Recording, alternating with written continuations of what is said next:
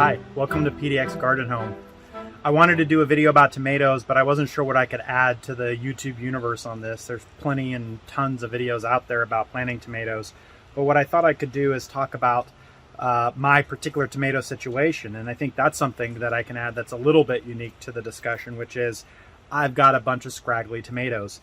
I usually have a few like this every year, but this has been my worst tomato start year. And it was partly due to not getting them out into the greenhouse sooner, the weather being colder, which often can make up for my lack of good nursery management.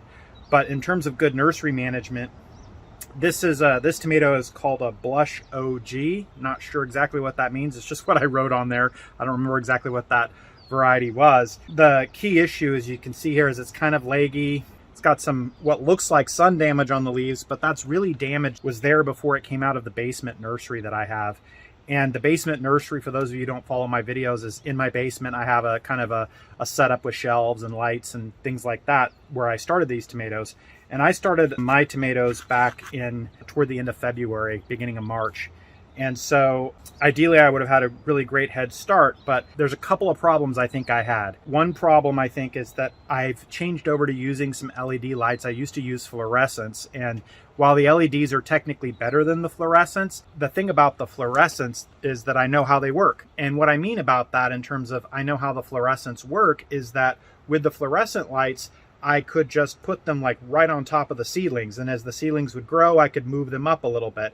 And I've actually had luck years ago in my garage of growing kind of nice seedlings that, might be 4 inches tall with pencil thick stems just using fluorescents. But what's happened with these LED lights is that they both seem to be not strong enough to grow kind of the hardy stem, and yet they're strong enough to burn the leaves at the same time. So it's weird. Like, I would have thought that if they were so strong that they're burning the leaves, that they would be strong enough to not cause the plant to be as leggy. But that's a different issue. I won't go too far into that here. I just wanted to kind of throw out there that one of my nursery management issues was I switched over to some LED lights and I didn't pay close attention to what was happening to my tomatoes with them. And I ended up with some leggy starts that were both leggy and burnt at the tops. On top of that, I let them dry out a couple of times and rehydrated them. So I really just did not treat these plants very good. And part of that had to do with just I had things going on in the spring that sucked up some of my time as well. So I probably would have been better off with the season that we've had.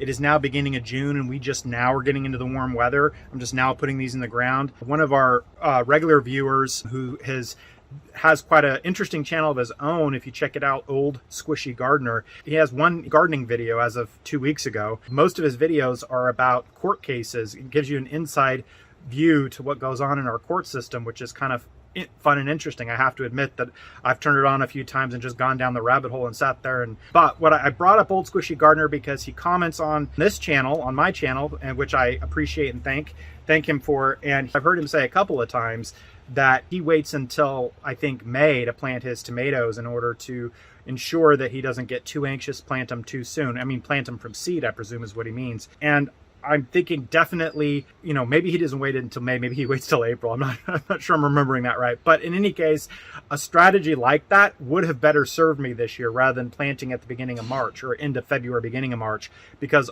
I just ended up with these leggy seedlings with these burnt ends on them.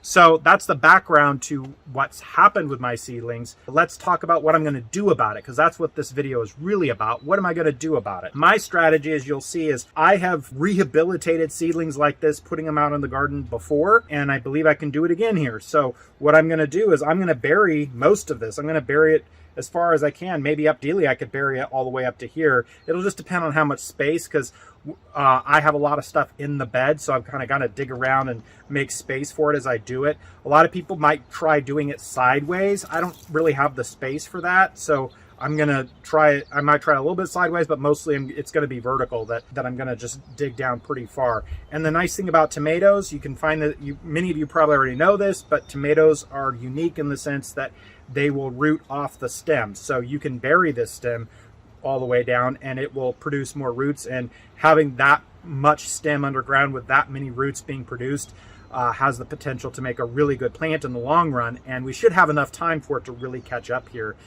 even though we're at the beginning of June. So that's the plan. Come along with me and I'll show you how I'm going about it here. Well, there you have it. One tomato in the ground, dirty hands to prove I did the work.